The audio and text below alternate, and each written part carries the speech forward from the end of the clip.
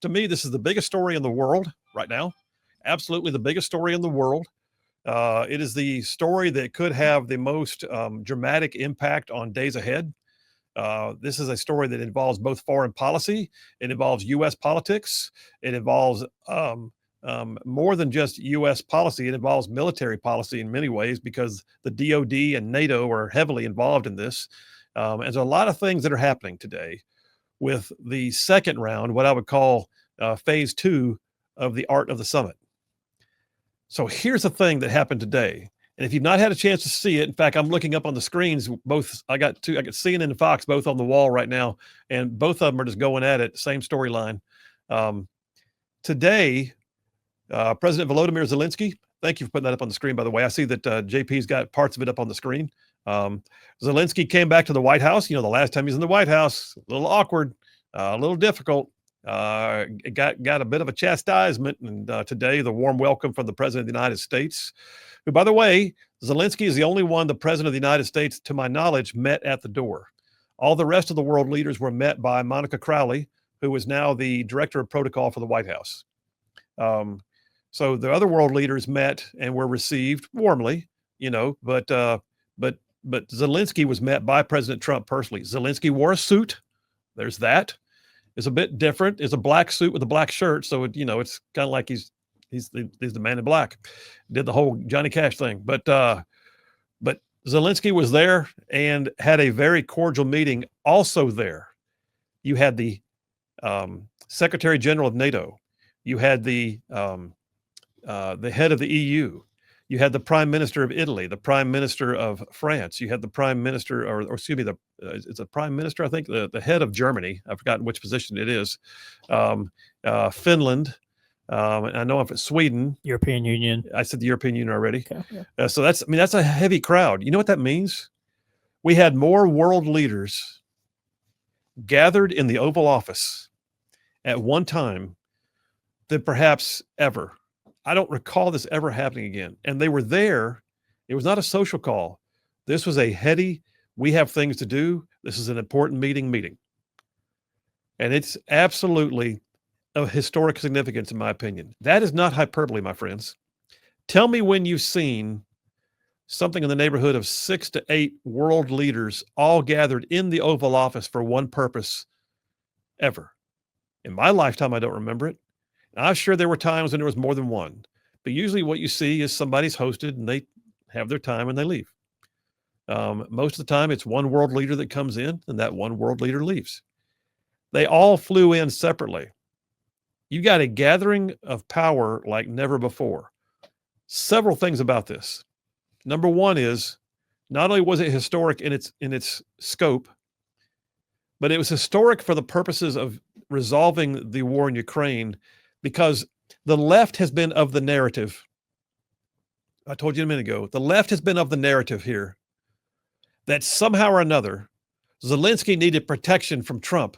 And so these people came to get his back. And this is all to make sure that Zelensky's not getting bullied. Stop it.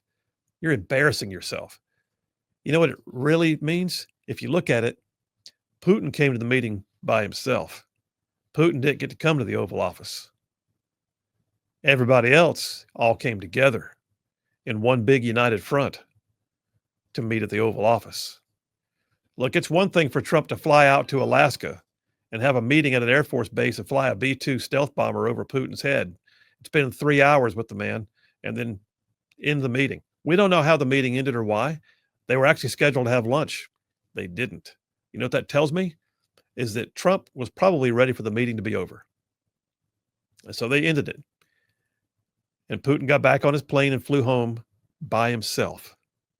There is nobody coming to these meetings with Putin. Nobody. There is nobody coming to these meetings to say, we've got your back, we want to stand in solidarity. None of it.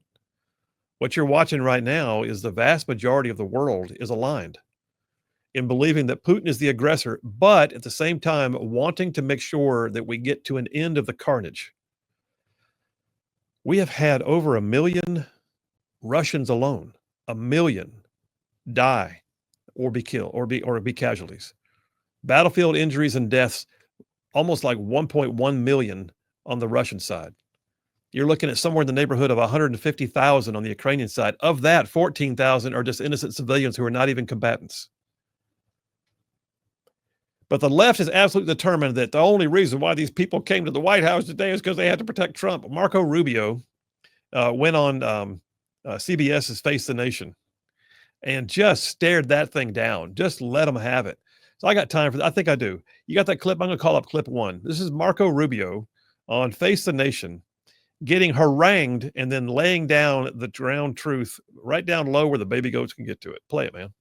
Concern from the Europeans that President Zelensky is going to be bullied into signing something away. That's why you have these European leaders coming as backup tomorrow. Can you? No, it isn't. That's not why they're coming as back. That's not true.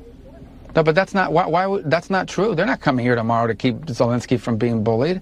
They're not coming. That February Oval Office they're coming here tomorrow in front of television cameras where President Zelensky. Do you know how many meetings we've had since then? Oh, no, I know. And I was just up in Alaska watching the one with Vladimir Putin where a red carpet rolled out. No, but it was Zelensky. We've had more meetings. We've had one meeting with Putin and like a dozen meetings with Zelensky. So but that's not true. They're not coming here tomorrow to keep Zelensky from being bullied. They're coming here tomorrow because we've been working with the Europeans. We talked to them last week. There were meetings in the UK over the previous weekend. And they said President Trump was going to demand a ceasefire as early as Thursday. No. But you said that they're coming here tomorrow to keep Zelensky from being bullied. They're not coming here tomorrow. Oh, this is such a stupid media narrative that they're coming here tomorrow because Trump is going to bully Zelensky into a bad deal. We've been working with these people for weeks on this stuff. They're coming here tomorrow because they chose to come here tomorrow. We invited them to come. We invited them to come. The president invited them to come. But the president told those European leaders last week that he wanted a ceasefire. The president went on television, said he would walk out of the meeting if Vladimir Putin didn't agree with one. He said there would be severe consequences if he didn't agree to one. He said he'd walk out in 2 minutes. He spent 3 hours talking to Vladimir Putin, and he did not get one. So there's because some obviously messages. things happened during that meeting. Well, because obviously look, our goal here is not to stage some production for the world to say, oh, how dramatic, he walked out. Our goal here is to have a peace agreement to end this war, okay? And obviously we felt, and I agreed, that there was enough progress, not a lot of progress, but enough progress made in those talks to allow us to move to the next phase. If not, we wouldn't be having Zelensky flying all the way over here. We wouldn't be having all the Europeans coming all the way over here. Now understand and take with a grain of salt, I'm not saying we're on the verge of a peace deal, but I am saying that we saw movement, enough movement to justify a follow-up meeting with Zelensky and the Europeans, enough movement for us to dedicate even more time to this. You talk about the sanctions. Look, at the end of the day, if peace is not going to be possible here, and this is just going to continue on as a war, people will continue to die by the thousands. The president has that option to then come in and impose new sanctions. But if he did this now, the moment the president puts those additional sanctions, that's the end of the talks. You've basically locked in at least another year to year and a half of war and death and destruction. We may unfortunately wind up there, but we don't want to wind up there. We want to wind up with a peace deal that ends this war so Ukraine can go on with the rest of their lives and rebuild their country and be assured that this is never going to happen again. That's the goal here. We're going to do everything possible to make that happen if it's doable. It will require both sides to make concessions. It will require both sides to get things they're asking for. That's how these deals are made, whether we like it or not. All right. That's amazing.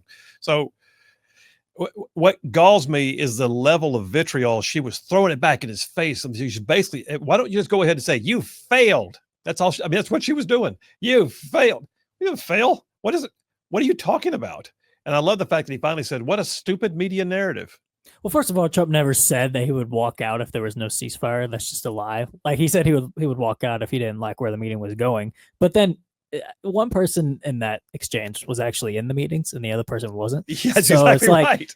It's like, how are you gonna tell Rubio what was in the meetings when he was in the meetings? She wasn't. Like it's yeah. And they're all coming here to protect him from being bullied. We invited him here. Yeah. Okay, so there's that. That was a fascinating to me dialogue. Let me tell you a couple of things that came out of today. And this topic's not over. We're not done with it. But I got to give you a few talking points that came out of it today. One is President Trump in his opening statement. So afterwards, after they had the confab in the Oval Office, then they went out and they had the class photo where they basically all stood in front of the flags of their countries and got a group photo of this historic gathering of world leaders in the Oval Office. And then they went into, and I don't know where they were, but they went into a large room where the press was arrayed, and they had basically a conference table. They all sat around the conference table, and each took a turn speaking to the press. Trump, of course, opened. In Trump's opening comments, and I got to hear this right before I went on the air. In Trump's opening comments, he said that he will be contacting Russian President Vladimir Putin to discuss things that came out of today. And there will be a discussion about what he called an exchange of territories. A discussion about an exchange of territories. Now, my understanding, and I've heard multiple people say this, is that Zelensky can't give away territory as the president of the United States. That something about their Ukrainian constitution requires him to take that to a referendum of the people. So he can't just cede territory. That's not allowed, and it shouldn't be, to be honest with you. But right now, one of the first pieces that came out is a part of the discussion appears to be a discussion about what Trump referred to as an exchange of territories. Now, exchange indicates that, if he used the word intentionally, exchange indicates that there's a swapping. Who wants what and when? Well, there are ports on the Black Sea that Russia took when they took the Crimean Peninsula. Does Ukraine want part of the Crimea back? I don't know. We know that Putin apparently expressed an interest in what is known as the Donbass region. The Donbass region is the eastern rim, the eastern side, if you will, of Ukraine. And the Donetsk and Luhansk Oblast, which is like saying giant counties or states, those particular regions are rich in mining and natural resources, and Putin wants them. So don't tell me this is all about NATO being on his doorstep. He just wants stuff. He wants things his country needs. And he sees rich natural resources in a region that is currently one of the most hotly contested portions of the entire war. So we know that right now there has been some measure of discussion regarding an exchange of territory. What that means, I don't know. But I will tell you that when Trump said that, Zelensky didn't blink. He didn't wave his hand and go, wait a minute, that's not what was said. There will be some discussion about an exchange of territories. The other piece of this is the United States affirmed that it will provide what it calls security measures equivalent to something like an Article 5 response for NATO. If you recall, the Article 5 of the NATO Convention is a attack on one is an attack on all. We will respond to defend our allies. He is saying that we are going to provide security measures. What does that mean? Well, right now, we already know there's advanced weapon sales going to the EU now, not direct, but EU, and they're being bought by the EU to then be sold back to Ukraine. In other words, we're not losing money now. That's good. I don't mind that. That's industry. We win. We sell stuff. Our companies make money. Our nation makes money. We're not writing blank checks. I'm okay with that. Send them more Tomahawk cruise missiles. I'm sorry. Send them more Javelin missiles. Send them more M1 Abrams tanks. Send them some boxes of ammo. Do all of it. I'm good with that. But the reality is we're not having to spend a dime on that. We're getting it basically sold on the open market to the EU, who then sells it to Ukraine. But more than that, there was a discussion from General Jack Keane about whether U.S. troops would ever have a play. Well, that's different. One of the things that came out of the discussions today is that Zelensky said Trump agreed that there has been what he called a very good conversation about security guarantees for Ukraine. The idea that the left constantly says, he's abandoning Ukraine, he's favoring Putin. Listen, the bottom line is this. You know what happened the last 4 years? Biden's fecklessness is what let the war start. Biden's fecklessness and inability to conduct foreign policy is what kept the war going. And the fact that all we did was write blank checks is what wore out the conservative base with the idea of doing something in this war. You know what's changing right now? Is we actually have a plan. And we're actually not bankrupting our nation on that war. What we are doing instead, though, is saying, we're there for you, because you know what? We also still agree Putin shouldn't be allowed to get away with doing what he's doing. And that being said, what does that mean? I do not want U.S. boots on the ground. I don't. There better be like some large-scale national interest like the use of nukes or something like that before I would ever see that happen. What I could see happen is apparently what I think they talked about today is that if we get a peace agreement, and by the way, I got to caveat a little bit. Trump said we might not need a ceasefire. What does that mean? It doesn't mean we're not going to see a stop in the shooting. What it means is we don't have to have a long, drawn out period of ceasefire in order to reach a peace agreement. We should be able to get this thing hammered out and the fighting just stop. Okay, I don't know, but that's what he said. But then the thing about security agreements. Many people don't know that still to this day, the United States participates on an international level in what were called peacekeeping operations. The military, we call them PKOs, peacekeeping operations around the world. My own son did a tour in the Sinai Peninsula because the Sinai Peninsula, believe it or not, sitting between Israel and Egypt, is still a place where we keep peacekeeping forces between Israel and Egypt. It's amazing. But yeah, the Sinai Peninsula, we have technically been in that mode in Korea now for over 50 years. All this to say, it's not unusual to find U.S. troops being part of an international coalition of a PKO, sort of safeguarding a site and making sure the two sides don't go back to war. I don't know for a fact, but I do know that General Jack Keane has some amazing insights. He's a 4-star. He's the head of the Institute for Modern War. And he gave some comments today, and I asked JP if he could find it. He did find it because he's JP. So we're going to play it real quick, and I'm going to hear it for the first time and then react to it. Go ahead and play it, buddy. Hundreds of thousands of them, but you need some. Most of them, I think, should be European forces. But I also believe that you've got to have some U.S. troops on the ground. We've got 80,000 troops in Europe right now, 40,000 in my army. We've got 5 brigades in Europe. 2 of them are permanent, Italy, Germany. The other 3 rotate in and out. Where? All 3 Baltic states, Poland and Romania. One of those rotational brigades could go to Ukraine. We're already paying for it. The troops that know they're going to go on deployment. There's another rotation coming in 6 months or whatever. And all of that would be backed up by European and U.S. air power. That is deterrence. Putin would pay attention to that. And it has real teeth in it. I think if we just build up Ukraine, that's not going to be enough. We've been doing that. We need to have something on that side of the spectrum. But there will be lots of discussion about this, Martha, with the principals for sure. And there will be different views on what should be there and what should not be there.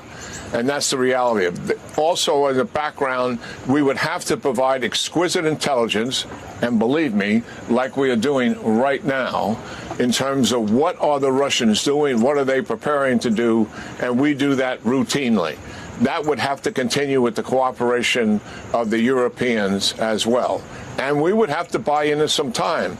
I wouldn't be surprised, Martha, if the Ukrainians didn't suggest, well, that all sounds good, but we want it to last past the Trump administration. Maybe we should get the Senate of the United States to approve the United States participation in this. So you ratify it, and it becomes something that lives on beyond the Trump administration. Lots of issues here. Okay, that's some keen analysis. And well, I didn't mean it that way, Jack Keane. Yes, it was keen analysis. But what he's saying there is, much like we're already doing, there are any number of places around the world, to include right now in Europe, where U.S. forces are already forward deployed. It's already a part of our rotation. If you look at what's called in the military the patch chart showing which unit patches are soon to rotate to where. If the patch charts already have units going over. Okay. Going over already is no change in current budget processes, he points out. But he thinks there's no way in the world for us to just say, did the war stop? Good. Ukraine, we're going to help you build your economy, because there's always that concern that an aggressive Russia could decide later on, we didn't get enough. We're going back. And so what he's suggesting is that there would have to be a peacekeeping operation. I don't deny that. I think that's very likely. I think it needs to be European heavy. I think it needs to probably be under the command of NATO and or under a European command. We had frustrations with that, the way it was run in Bosnia. But nonetheless, It was also extremely effective to bring an international coalition in, because what happens then is not just one nation like the U.S. standing on its own funding everything. It's an international coalition, and it has its own funding. NATO would have to fund it. The European Union would have to be heavily involved. And then, oh, by the way, U.S. troops would be, and we said brigade, think about what we're talking about here. We're not talking about division level. We're not talking about massive troop deployments. He's saying there'll be a brigade on rotation. And a brigade, for those who don't know, is a decent sized unit, but it is not at all like sending out massive deployments at division level. All right, so I don't know. That's what he said. But right now, what we do know came out of today. What we do know came out of today, and I'm going to take a break in a minute. I'll come back and get your text messages. If you have questions about it, ask me. I'll do what I can. But right now, what we know came out of today was one of the most historic meetings to ever take place in the Oval Office. Let that sink in. Oh, the Trump guy who can't do foreign policy. Oh, the Trump guy who didn't solve the war last Friday. Yeah, well, guess what? He had half of Western Europe's leaders in the Oval Office today to talk in a united manner about how we can see this war come to an end. Stop the killing. On top of that, there is absolutely, apparently, a discussion about the swapping of territories, in Trump's words. The exchange of territories is what he said. Don't know what that means, but we know that Putin has his eyes on the Donbass region, which is mineral rich. I don't think Ukraine should have to give that up. I don't think Ukraine should have to give up what has been a huge sector of its economy. I don't, and I hope it doesn't come down to that. That would be sad if it was. But I will tell you that Trump talked about an exchange of territories, and Zelensky did not blink, because he already knows.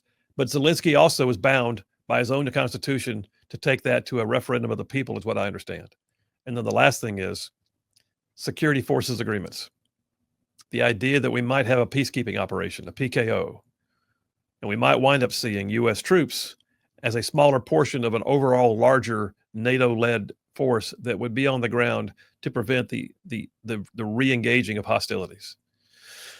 A lot to unpack there, you guys. It's a lot to unpack. And I remind you that the Panmunjom, Korean armistice took 2 years, and that the Dayton Peace Accords that ended the war in Bosnia was a 21-day massive confab that literally took sequestering everybody for 21 days at Wright-Patterson Air Force Base.